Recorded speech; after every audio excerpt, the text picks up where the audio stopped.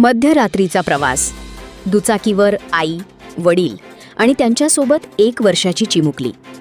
पण काही क्षणांतच घडलेल्या एका भीषण अपघाताने सर्व काही बदलून गेलं. ही घटना ऐकून प्रत्येकाचं मन हेलावून जाईल. जळगाव जिल्ह्यातील जामनेर तालुक्यात घडलेल्या एका दुर्दैवी अपघाताने संपूर्ण परिसरात शोककळा पसरली आहे. गोपाल वासुदेव खडके आणि सोनाली गोपाल खडके हे दाम्पत्य आपल्या 1 वर्षाच्या मुलीसह दुचाकीवरून प्रवास करत होते.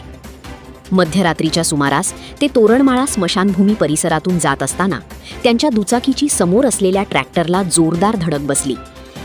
धडक इतकी भीषण होती की दाम्पत्याचा जागीच मृत्यू झाला. अपघाताची माहिती मिळताच स्थानिक नागरिक आणि पोलीस घटनास्थळी दाखल झाले. संपूर्ण परिसरात हळहळ व्यक्त केली जाऊ लागली. या घटनेतील सर्वात वेदनादायी बाब म्हणजे या अपघातात आई-वडील गमावलेल्या त्यांच्या 1 वर्षाच्या मुलीचं भवितव्य. अपघातानंतर ती सुरक्षित आढळली, मात्र तिच्या डोक्यावरचं आई-वडिलांचं मायेचं छत्र कायमचं हरपलं. घटनास्थळी उपस्थित असलेल्या अनेकांच्या डोळ्यात अश्रू होते.